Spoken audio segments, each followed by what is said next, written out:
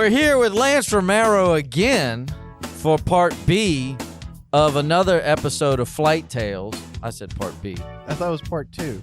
Are we doing part 2? Okay, so we're with Lance Romero with another episode of Flight Tales. Woo.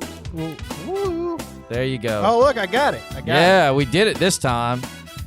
He's not going to be that guy again for the second time for part 2. Wait, I think you were going to Key West, right?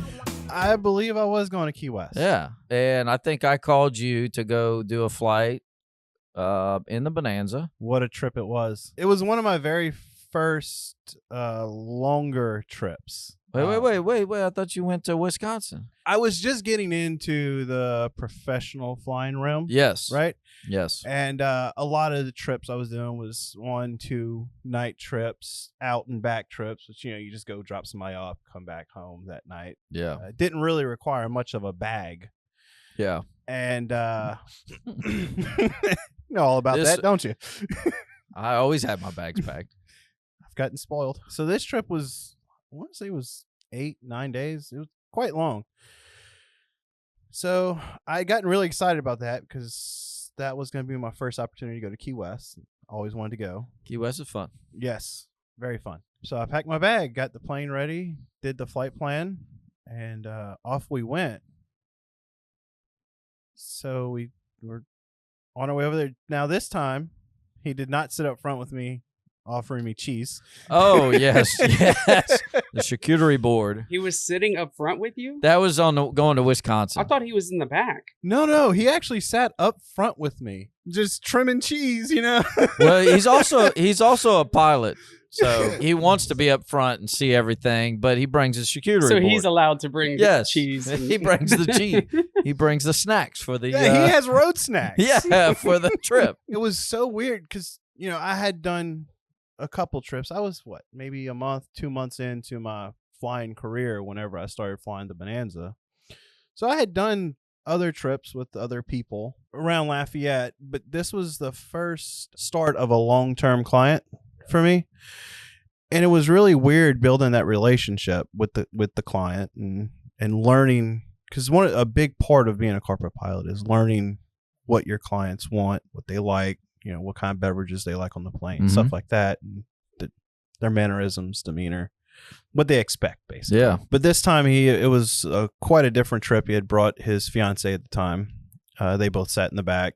I was up front all by myself. We got to Key West after the 7.5-hour journey. We stopped in Orlando to visit his daughter.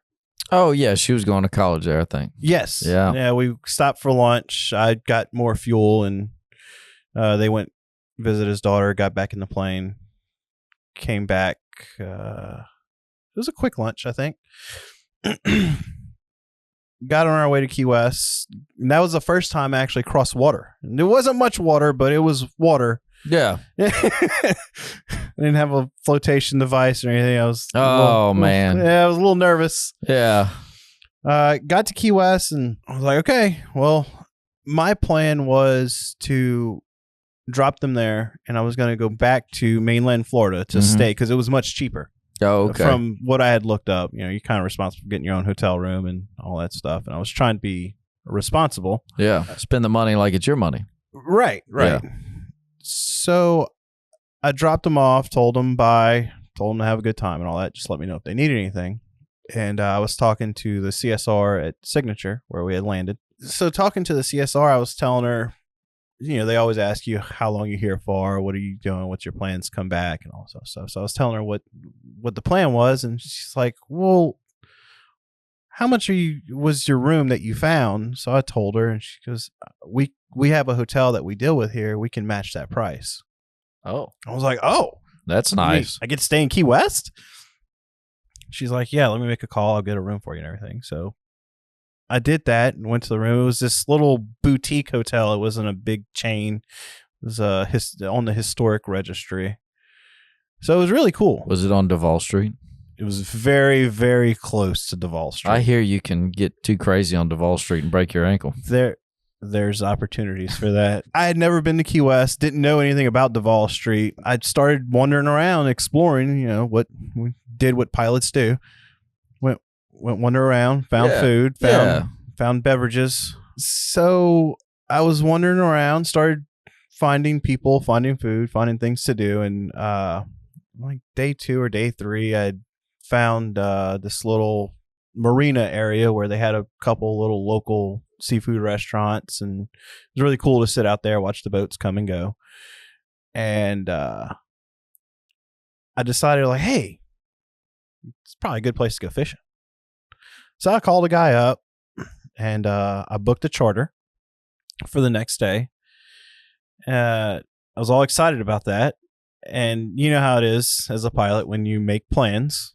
Yeah, that's when the customer calls you to go on a trip. And lo and behold, that morning around 9:30, 10 o'clock, he calls. And I love the way he started. It was my favorite, still a favorite story.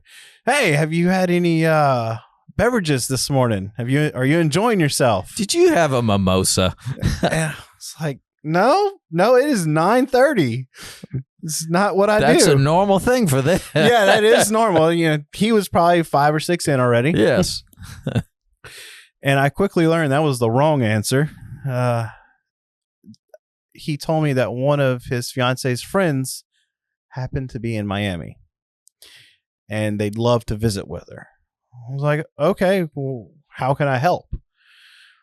He's like, go pick her up, if you don't mind. I was like, no, I'm here for you. Let's make it happen. My charter wasn't that day because I went and picked her up and came back. My fishing charter was going to be on the next day. Oh, okay. So you didn't ruin your fishing trip. I didn't ruin my fishing trip yet. Oh, yeah. There's more to it. Picked her up, brought her back. She spent the day and that night there. The next morning, I needed to bring her back to Miami for her airline out. Oh, okay. So that's what's ruined because that was the next day? No, I had booked an afternoon charter. Oh, okay. So we were good. I was just bringing her back. You were just going to come back and... Yeah, I was just going to come back, go jump on the charter, go do my little fishing thing, and then come back. Well, I bring her back to Miami. I land, get her unloaded, get her on her way. She's all good to go. And I'm walking back to the airplane, and the line technician comes up to me, and he says, hey, you got some oil dripping out the bottom of your airplane. Like, yeah, that's never good. Like, I don't like the sound of that. So I go and look at it, and he is right. There is not just a little bit of oil dripping out. There is quite the puddle. Oil dripping out a little bit always looks like a lot. Yeah, especially after a flight. Right. Ends up all over the plane. So I start looking. You could clearly see where it was coming from. Go run over. They had a little maintenance shop on the He comes out and looks at it, and he's like, yeah, that seal's a known problem. It breaks. I'm like, okay, it's a known problem. So fix it.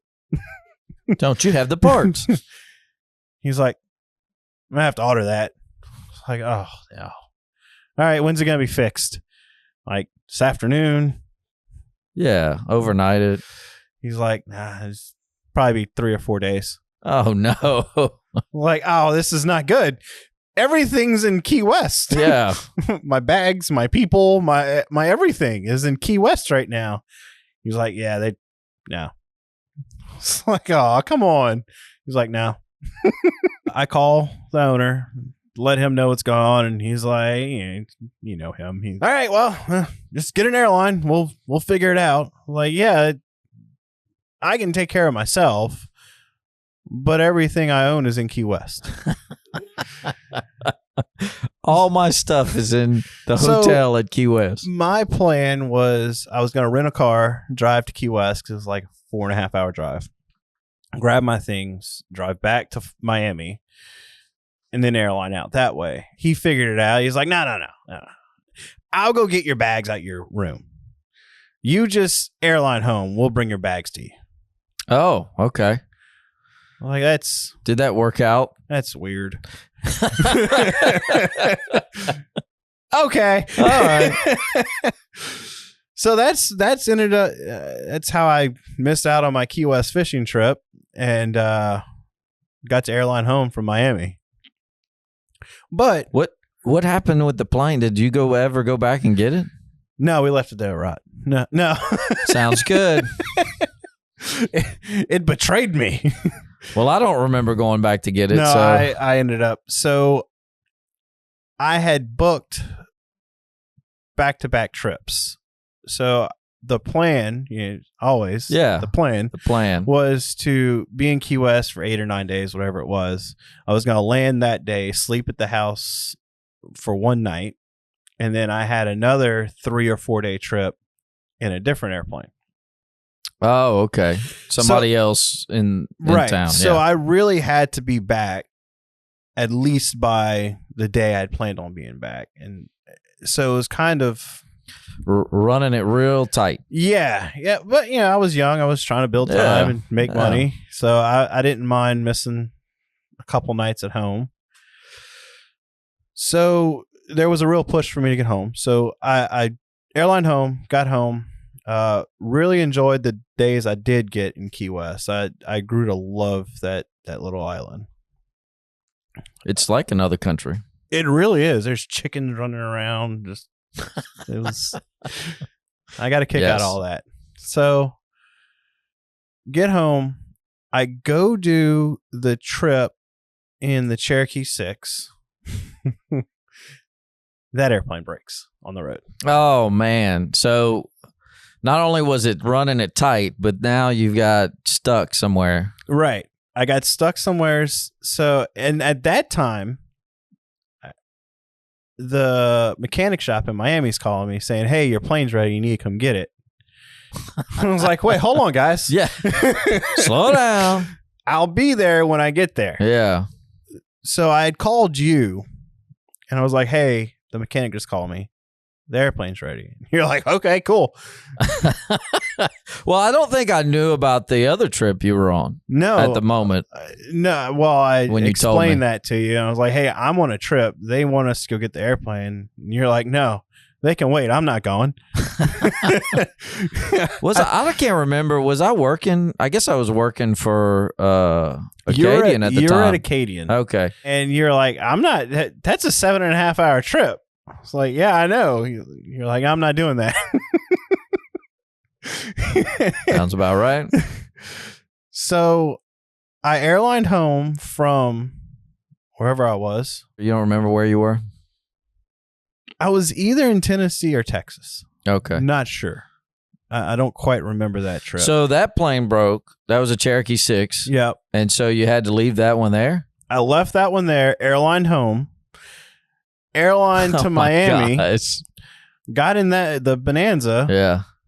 Flew it home. By the time I got home, Cherokee 6 was ready. I jumped on another airline. Went get the Cherokee 6. Oh, yeah, I built some miles up that week. Flew the Cherokee 6 home. I think I was home for like a 9 or 2, and I jumped in another airplane. Luckily, that one didn't break. Oh, good. We were back on track after that. Yeah. Yeah, that was like the introduction to corporate flying. Yeah, that was like all in my first month or 3 weeks. Oh my God, this all happens. I was like, man, this is rough. Yeah, but we're gonna get through it. And then, all in that time, I had been talking with you, obviously, and you had talked to me about doing contract work at Acadian. Oh, okay. And you got me set up doing that. I went visit with Errol. It must have been Errol then, or Spencer. Spencer. Yeah. Spencer. Yeah. Usually you talk to Spencer first, and then you end up. And Errol was there because he was trying. I went in to interview for the part-time, and he immediately wanted me to hire on full-time. And I was like, "Oh no, yeah, no, I can't do that." It just it didn't work at the time. Yeah. Although I appreciate the opportunity, but that was my first opportunity to fly bigger airplanes and with a crew. And my first call I got from them was to fly. Forget exactly where it was, but I got to fly with the infamous Paulie P. Oh yeah, Paulie P. I tried to get him on here, but he turned me down. Aw. Maybe we'll just try keep again. asking. Yeah, we'll keep asking. Keep asking. He'll give up. Yeah. He'll give in. He'll come visit. Paulie P. That was my first crude experience was flying with Paulie P there. And it was... Yo, don't ball it up. It was quite the experience. Yeah. That's his advice. Yeah, heavy Boston accent. And I had no idea exactly how crazy he was. Yeah. Get in there, we start doing our thing, do the pilot thing, fly the airplane. His wonderful advice of don't ball it up. Yeah, yo, don't ball it up. We get to the FBO and it was lunchtime. He grabbed the crew car and he's like, yo, you drive. I'm like, oh, okay. Which I probably shouldn't have. That gave him the opportunity to hang out the window and yell at people as I drove. I'm sitting there just driving the car and he's hanging out the window yelling at people for not driving correctly. I don't know. Was it like just a day trip or was it like an overnight trip? I want to say that was an overnight trip. Okay. But yeah, it was because I drove the car to go get lunch. And the whole time I'm driving, I'm like, what did I get myself into? Who is this guy? Yo, I'm thirsty. And I get back to the hotel and I'm telling my wife what happened. She's like, who is this guy? I'm like, I don't know. He's an interesting fellow though. Yep. We get back, the whole trip was interesting in that manner. Get back, and my next trip with Acadian was with you. It was much more relaxed. Calm. Yeah, a little more calm. Yeah. I was like, okay, I could get used to this. I think we just did a day trip though, didn't we? Or a night trip? No, we did a night trip. Like spend the night somewhere? We spent the night somewhere. Okay. I remember spending a night somewhere because Acadian had that schedule that you had to follow. The food. The food. You could only spend like 25 cents on breakfast and $1.50 on lunch. And the prices, the way they had it divided up, the prices, it was like, from 1985, that was, you could buy a lot of food in 1985 with those prices. Yeah, it was. This is 2010 or 11. Well, yeah, I guess 2015. I started at 2010. Yeah, it was strange to me because everywhere else I just had, just as your per diem amount. You just spend that as you wish. They were very specific on what they wanted you to spend on each meal. You were adamant about following the rules. I tried to. Rule follower there. I tried to. And then I did a lot more flying for you in the Bonanza. Yeah. And then how long did you? We're going through that phase, doing all that stuff. I want to say I got close to 600 hours in that Bonanza. Oh wow! It was a bit. Yeah. I mean, I flew that Bonanza all through my career up to the. I was still flying that Bonanza when I was at Wheels Up. Oh, okay. I've got a couple trips in it. Like, how long did you do contract work until you decided I'm not doing that no more? I did contract. I never really decided I wasn't doing that. It just happened. Okay. I did contract work for almost 2 years. Yeah, I got about 1,800 hours. Okay, well, built up flying contract work for a lot of people around here. And then it just kind of happened. I never really had a plan. Never really had an end goal for, this is what I want to end up doing as a career pilot. I just kind of let it happen. And I think that really allowed me to enjoy what I was doing at the moment. Yeah. Because I was never rushed to the next step. I was never trying to get somewheres. So I really enjoyed everything I did. Can't really say I ever had a terrible day. It just worked out to where when I got about 1,700 hours, I forget exactly where I was. One of the guys I was working with, he just suddenly decided, he's like, I gotta go to the airline. That guy had left the airline, came work for the management company I was contracting for. And I guess he just really wasn't enjoying it. Wasn't his thing. So he decided he had to go back to the airline, and he was talking to me about it a lot, to the point that I started investigating it. That guy that I was working with, he was like heavy on Envoy, and he's like, oh, they're offering all these bonuses, and the airline life is the life, and the schedule, and the money, and the flow. Envoy is wholly owned by American, so they, when you get your employee number at Envoy, it's essentially your American. Yeah.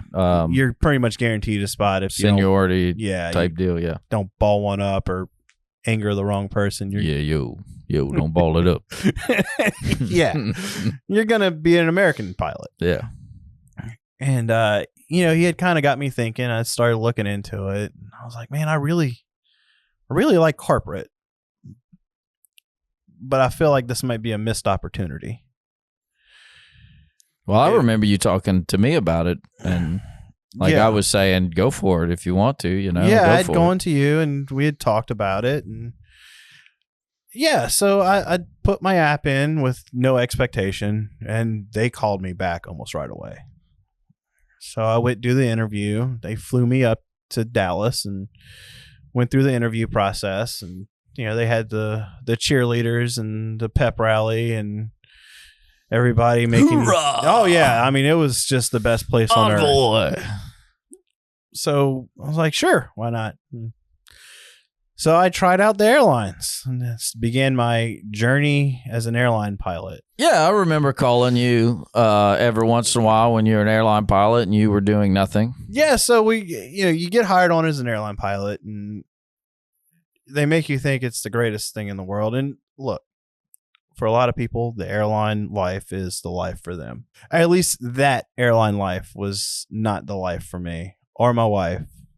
Weren't you based in Chicago? Was that where you were based? Yeah, so we went through roughly 3.5, 4 months of training. And from the time you get hired to the time you get out of training, you really don't know what to expect. They don't really thoroughly explain to you what the airline life will be for a new airline pilot. They always tell you what the airline life is from the perspective of a senior pilot, because a lot of the guys teaching in the schoolhouse or instructing you, they're senior guys.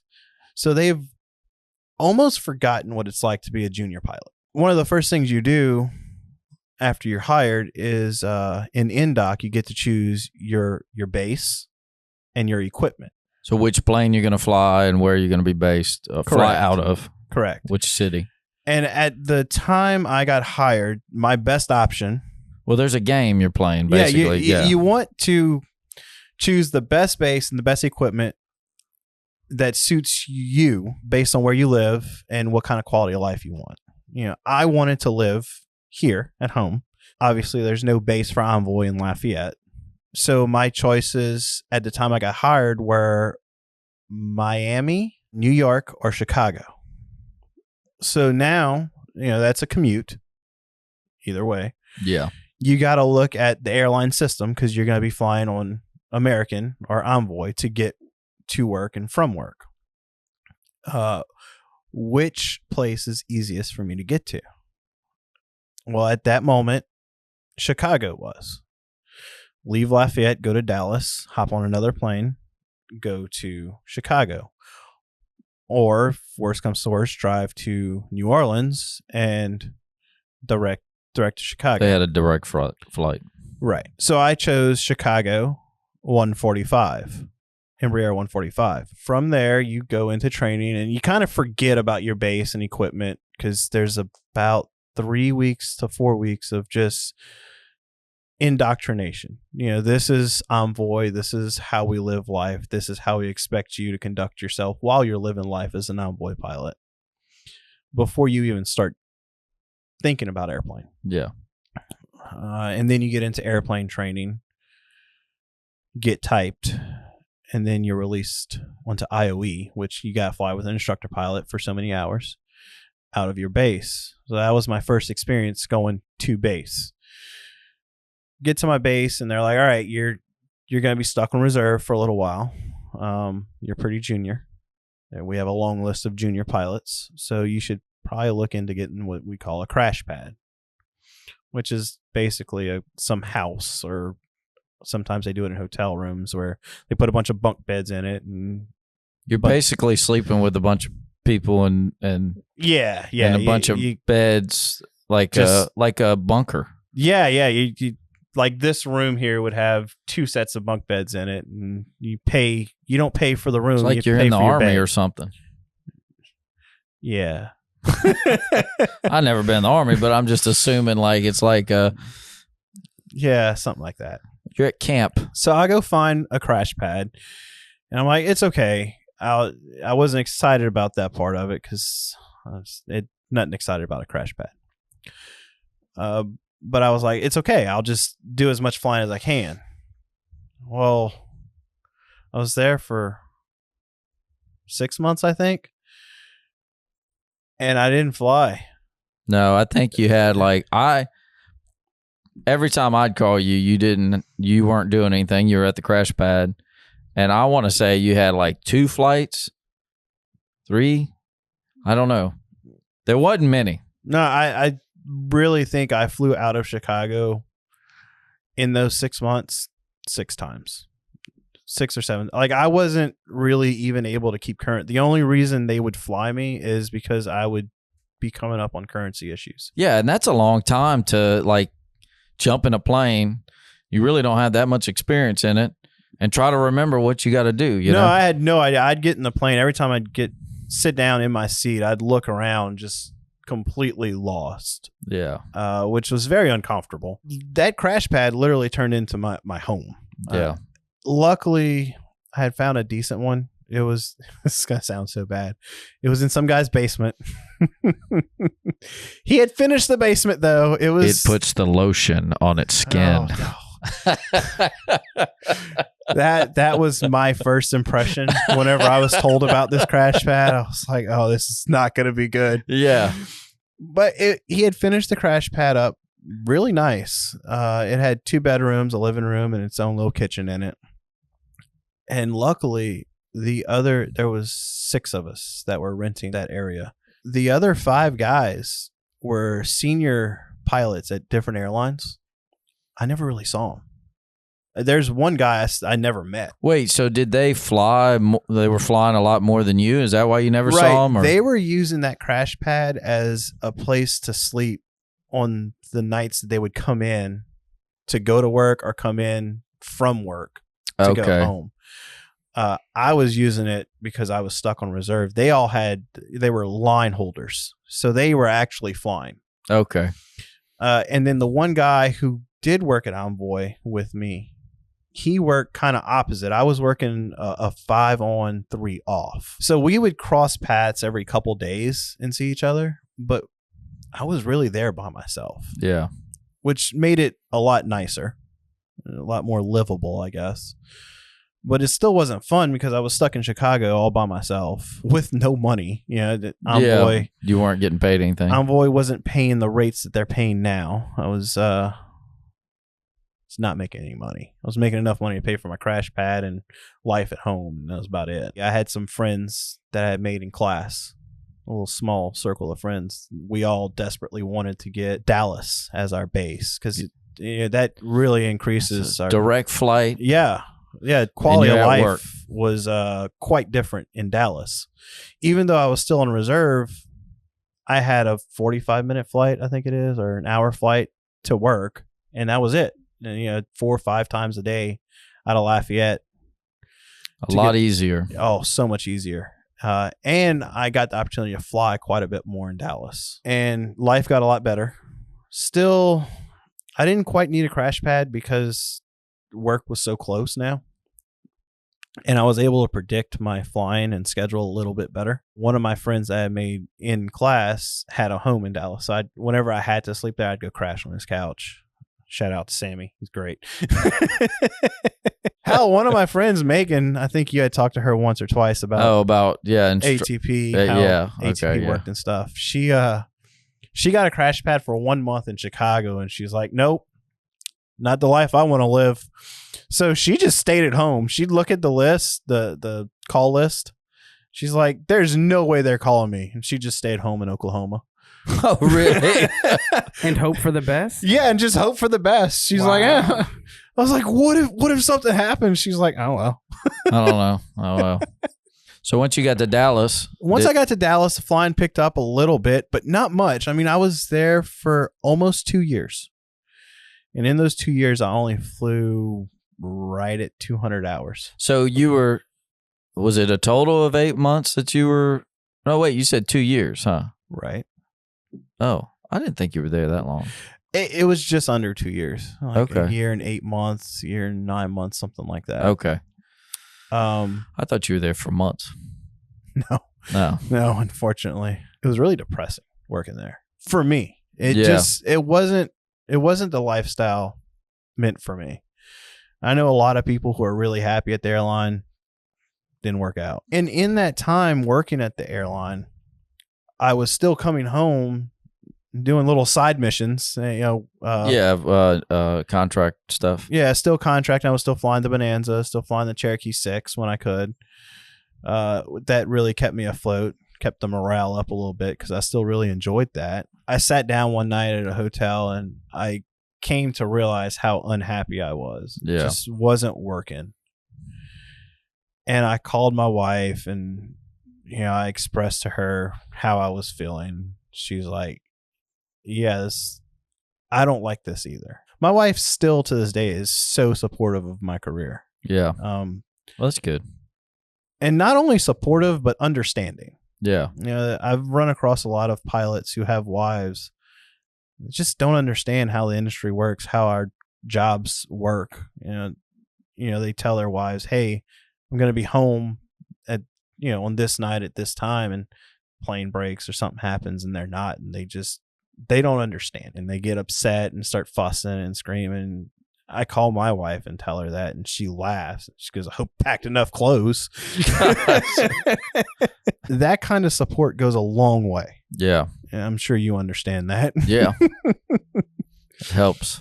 One thing the airline did offer me that I enjoyed but didn't get to use near as much as I wanted was the bennies, benefits, the travel benefits, the travel benefits. Yeah.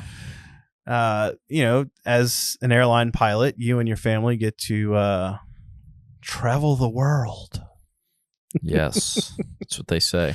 For free. But y'all didn't get to. Is it free? No, you're on standby, huh? Well, that's the part they kind of leave out. You might be kicked off of this flight. They tell you, oh yeah, there's there's a way to, you're not guaranteed a spot, but you can look at the list and figure it out. You can get to Europe, but you may not come back. Yeah, I personally know a couple guys who have gone to Europe and they got stuck there for a week. Yeah, just that's couldn't crazy. Get home. Yeah.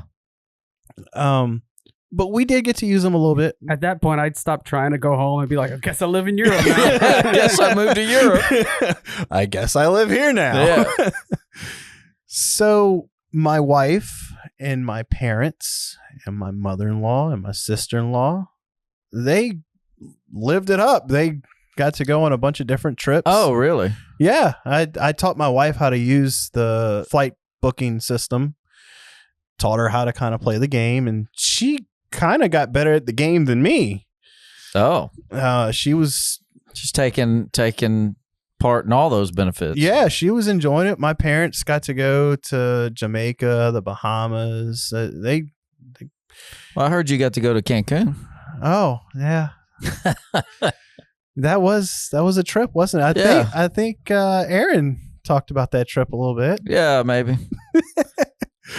So that was she did. That was quite the trip, wasn't it, bud? Yeah. Yeah. What happened there? I don't know. I think we'd gone to Cancun for the same people you're flying the Bonanza. Right. They had gotten the Piaggio They had gotten the Piaggio, and so I started flying with them, quit flying with Acadian. And then I was there for a couple days. And I called you. Right. We had actually talked about this trip for like a month. Oh, okay. Yeah, it was this big grand plan. I had actually talked to my wife, and we were like, we're both going to go down there. We're going to make this trip out of it. Oh, well, she didn't come. No. I don't know why she didn't come. Well, she probably should have come. Probably. We would have had a little supervision. So we'll take a quick little side mission on this one. Okay. So we had been planning this and talking about this trip, building it up for about a month. And then at the last minute, I think everything kind of unraveled. My wife wasn't able to take off like she wanted. And Oh, okay. I ended up they kind of changed my schedule around for some reason. I ended up having to work part of the time that you were there, but I was still able to squeeze in a day and a half, 2 days where I could go play. Yeah. So I literally jumped off of a flight that I was working, ran to the international terminal, and jumped on a flight to Cancun. Yeah. I want to say the flight landed there at like 10:30, 11 in the morning. It was a pretty early flight because I had worked the overnight. And Was it? Oh, and then, but you had. Was it that early? Yes, it was that early, Ryan. Well, I mean, we always left at like 8 o'clock to get down there, and it's a 2-hour flight in the Piaggio, so I would probably have landed at 10, but I wouldn't have been at the hotel yet. No, you were already there. You were Oh, there. I was there. Okay. Yeah, you all had right. gotten there like a day or two before I was See, able I to forget get there. the details. Oh, I remember. So I got there around 10:30, 11 o'clock, jumped in the Uber. I thought you had a hard time getting maybe that was going back. At some point, you had a hard time with the taxi driver or Uber driver. No, didn't you? the hard time was the taxi cab was more than a freaking airline fare. Yes, they got you. Yeah, I remember the taxi ride being like $80-something. Not pesos. No, dollars. They Okay. got me. They got me. you dollars. They Okay. got me. I would have been like, "Excuse me, that's pesos, right?" I tried. It didn't Yeah, work. no, they don't. They Just they're give them not. pesos and run. That's right. You heard Aaron's story, right? That's why I said run. I don't like running. Yeah, so you got to the hotel. So I got to the hotel, I don't know, let's call it 11:30. You had found a way to entertain yourself that morning Well, they were having music and while dancing. while and- waiting on me to get there. Yeah. It was an all-inclusive, and I had to start my quota. Ryan is the person who likes to get every penny out of his investment. Yes. So Smart man. yeah, there's Well, nothing. we had a good deal. I mean, I think I found. It was a cool place. You and I were talking quite a bit, leading up to that. Me arriving there and me arriving there, and you just never bothered telling me anything about the sleeping arrangements or the room or anything like that. You were too busy enjoying yourself. So I get there and he's like, "All right, let's go drop our bag in the room or your bag in the room, and we'll start having a good time." Yeah. So I walk into the room and it is 2 queen-size beds pushed together. Yes, it is. And there is a whole bowl of fresh fruit laid out with 2 champagne glasses. Heck yes. I'm like, what are we doing here? I think I have a picture of that too. The champagne with the apple. It had fruit or something. Yeah, it was like a whole fruit bowl. Yeah. I'm like, That is "What?" a best friend's sleepover right there. Oh, yeah, 100%. I was like, Ryan, why? I was like, we got to separate these beds. I think I must have told him that somebody else was coming. And You that's, did, Yeah. you okay. did. In the most vague way Yeah, possible. 100%. You were like, no, we got to go drink. Don't worry about it. We're just going to drink. Don't worry about that. We got to go. Like, whatever, man. I was like, fine, whatever. So we go out, we start drinking at the all-inclusive, and this all-inclusive is all-inclusive. And I'm saying that to really drive home the point that there are plenty of food options at this place. There's like 4 or 5 restaurants, and the food's looking quite good.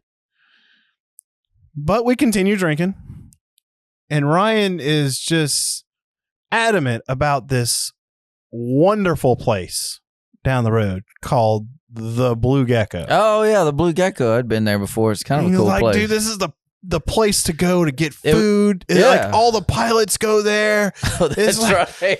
Like, this is the best place Even ever. though you have all the free food in the world, Right. all the free. Right. I'm like, Ryan, there's food here. He's like, no, we got to go.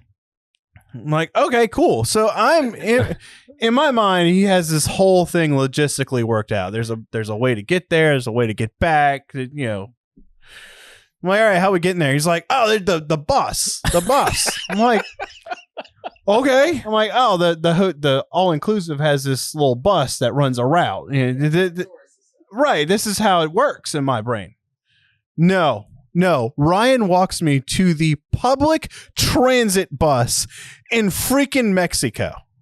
It's good. It's safe. You know, didn't you have pesos? Did I tell you to get pesos? Which is the question that was asked to me while I'm standing at the bus stop. And I'm like, no, I have American cash. He gets on the bus and hands the guy some pesos. He's like, oh, they take cash. Don't worry about it. I'm like, okay, fine, whatever. So I walk on the bus and I give the guy a $20 bill. And he looks at me and he looks at the $20 bill and he just puts the $20 bill in his pocket. I'm like, there's no way it costs $20 to ride on this bus. He puts it in his pocket. I'm standing there waiting for change and he tells me to sit down. I'm like, oh. I think at the time it was like 13 pesos to $1. Yeah, so, I own a bus in Mexico now, guys. I had been to Mexico before, and I had done that, and they never know the conversion, so they just like stare at you. Yeah, I lost 20 or bucks. might give you the wrong. I had them give me pesos back before, but you didn't get the pesos. I got nothing. Anyway, we get to the Blue Gecko. Yeah, finally, we get to the Blue Gecko. How far away was it? I don't know. I don't. It didn't seem close enough to walk. Yeah, it didn't seem that far. But also, wasn't I trying to talk to him in Spanish? I tried, and I don't know enough Spanish to really talk to him. I'm pretty sure we were this close to getting stabbed by someone. That $20 bill saved y'all's life. It may have. Anyway, we get to the Blue Gecko, and they had some good food, didn't they? The tacos were trash. Oh, they tasted good to me. You didn't have enough to drink. Yes, that's so. I was doing my best. I thought I had caught up. We are having some beverages. The margaritas were very good at the Blue Gecko. I'll give them that. But at the Blue Gecko, you were right. They did have other pilots and crews there. That's right. We happened to be seated next to a crew from British Airways. Yeah, I remember that. Do you? No. Do you, though? Yeah, I do. Ryan insisted on trying to conversate with them. And like Aaron said, this guy will talk to a brick wall. Yeah. Well, we were all pilots, might as well talk to When them. I say the crew, this was the flight attendants, the pilots, everyone from that plane was there. And it was obviously a big plane because it was a big crowd of people. They did not want to talk to you. No. Did you even try to talk to him? No, because I saw you trying to talk to them, and they were still salty about 1776 or something. I don't know. they wanted nothing to do with you. I do remember they were not very polite to you, and we ended up probably leaving. didn't even take that. Yeah, you didn't. I didn't care. understand that. Yeah, you didn't care. No. So we ended up leaving. We finished our tacos and margaritas. We're walking down the sidewalk and you look back and you see the British crew walking towards us. I didn't look back at the time. I just, you were just looking around because, we're walking to our bus stop. Yes. And all of a sudden, I hear you start screaming, "The British are coming! The British are coming!" And you take off running. That may be the best Ryan story I've ever heard. There's a video. The British air crew, they were not impressed. No, they weren't happy. We weren't hanging out with them at all. Y'all knew that already, so you might as well put the cherry on top. Yeah, that's right. He really made sure that they hated us. So he hobbles back onto the bus. Okay, we get on this public transit bus again. Same bus, same driver. I don't know. No, I don't remember that it part. was the same driver. I think I was a little calmer. I didn't try to speak Spanish. No, you were. Oh, okay. All right. Yeah, because I know like 3 Spanish words. You're trying to hold a conversation with him, and we pass Senor Frogs. Oh, yes. I wanted to stop there, but he wouldn't let me. He is trying to bribe the bus driver to stop the bus so we can get off. I'm like, dude, no. No. We need to get back to the room. There's free drinks, Ryan. There's free drinks at the room. So we get back to the room and we continue enjoying ourselves with adult beverages. Yeah. Go hang out on the beach. Drink. Oh, yeah. There was a pirate ship. Yeah, we ran into some people, a small group of people from Canada, and they were just complete opposite from the British. Yes. They were very amused by your antics. Yes. We drank for another 3 or 4 hours, plotting to steal this pirate ship that we found. They had a pirate ship out there that we were, yeah. Yeah, it was a legit pirate ship. We were gonna take it home. Yeah. Luckily, we didn't execute. No, we didn't. I think we just went back to our room. Yeah, we finally make it back to the room. It is late or early, depending on which side of the clock you look at. Yeah, it was still dark though, wasn't it? Yeah, we didn't drink through the morning, Ryan. Okay, it was still dark. We actually went to sleep. Another fun fact about Ryan. You know, when you put children to bed, small children, babies, you play lullabies for them and such. Well, Ryan likes to fall asleep to music as well. Yes. What kind of music, Ryan? Well, this night, I was listening to Lil Wayne. So I lay in our conjoined beds. I think didn't we push them apart? Didn't we push them apart? No, you threw some pillows down the middle. Oh, okay. Yeah, we could not be bothered with that at that point. All of a sudden, I hear Lil Wayne just playing. What's going on? Like in headphones? No, he just I turned his my iPad phone on and No, like iPad. a pot. iPad. This is very important. This is going to play into Aaron's story. Okay. Why did you turn it on the iPad rather than your phone? Oh, because that's when I was having trouble getting my phone to charge, and I had to the cord had to get the right angle so it would charge, and so I left. I didn't want to mess with the phone because if I moved it, it would stop charging. So I did the iPad. Going back to Aaron's story, that's why I left my phone in the room so it could charge. I had been on him to get a new phone. Yeah.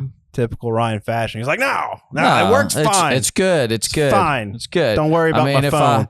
If I stand upside down and get it to plug in, it'll work. Wake up next morning, go down for breakfast, and Ryan just would not get out of bed. No, I was done. So I have breakfast and we hang out for a while, and I think I ended up getting assigned a trip or something. I ended up having to cut my time. You had there. to go back. You had to go back to work, and that's yeah, and that's where I decided to. I wasn't doing so well. Yeah, the next day I got back in the room after breakfast, and I had we were planning on going do stuff. Like I don't know. I think we had something planned to go hang out on the beach and have a couple more beverages or go do something. Yeah. And you were like, dude, I don't feel good. Yeah. I'm like, oh, I wonder what happened. So we hang out in the room and you just were not feeling it. I was like, well, since you're not feeling it, I'll just catch an early flight back. Got dressed and left. And I was like, hey, feel better, buddy. Yeah. I hope it works out for you. And you told me the same thing as your wife. You're like, I think I went a little too hard last night. I'm gonna hang out I'm gonna stay up in the room. Yeah. Have some fruit. Yes. And relax. It's like, okay. So I go back to Dallas, get ready for my flight. And I had a late evening flight. I think it was to Wichita Falls. And then the early morning flight, like super early, 5:30 a.m. departure, I think. That was my assignment. And after that, I think I was released to go home or something. So I ended up doing my flight. I talked to you a little bit throughout the day, still feeling like crap and all that. I'm laying in my bed at the hotel, and Erin messages me on Facebook. She's like, hey, have you talked to Ryan? Like, yeah, I just left him a couple hours ago. She's like, no. Like, recently. I'm like, yeah, I texted him around lunchtime. He's in his room. Why? She's like, I can't get in touch with him. I'm like, what do you mean you can't get in touch with him? She said, I've been trying since around 2, I think. I cannot get in touch with him. I was like, okay, let me try. I had texted you a couple times from the time I left to the time I got to work. And he responded? Yeah, he responded. He was in his room. So you couldn't have been like, oh, he's probably still sleeping. Well, that's what I told Aaron. I said, look, when I left him, he was not well. I'm sure that made her feel better. Yeah. Well, she knew. I mean, I Yeah, think I talked to her and told her like it was rough last. I mean, she's That's married right. to him. She knows. We enjoyed ourselves that night before. He was not feeling well the next day. Yeah. I was like, look, he's probably just sleeping it off. I mean, the dude needed some water, some Advil, maybe a Gatorade or two, and some sleep. Mm-hmm. She's like, okay. And then she texts me again. She's like, this is not normal. He would have texted me or at least called me or something. I was like, okay, I can't get in touch with him. You can't get in touch with him. I still have my room key. I can get into his room. I can get into the hotel. I will be in Dallas for like 7:30 tomorrow morning. I've already booked my flight back to Cancun. I will go find him. I was like, if I can't find him, I know people who can. Because I don't think your guy was going to fly back commercial. He was going to get you on that plane. Oh, yeah, he was going to find me. So that was the plan. And then like 3:30 or 4, she messaged me, said, he just messaged me. He was at the bar. I was like, you got to be kidding me. I had to hit my quota for the day, okay? But yeah, I was fully prepared to go save you in Mexico. Yeah. What a journey. Yeah, that was my one big trip that Envoy gave me, and it was quite memorable. You will always remember Envoy for the time of your life. That's a new Envoy commercial. Yes. Want to go play in Mexico? So we got more to your story, though. Yeah, a lot more. So we're going to have to maybe do another. Flight Tales, woo-woo. If you made it this far, you listened to the entire episode. And for that, we would just like to say thank you, and we hope you enjoyed it. We would also like to thank Lance for sharing part of his story with us. If you have any questions about today's episode or suggestions for future episodes, just leave a comment or message us, and we'll do our best to answer. If you'd like to check out some fun aviation videos, subscribe to our YouTube channel at Owens Flight Training. Or if you'd like to get more information on becoming a safe, knowledgeable, and confident pilot, just head over to our website, owensflighttraining.com.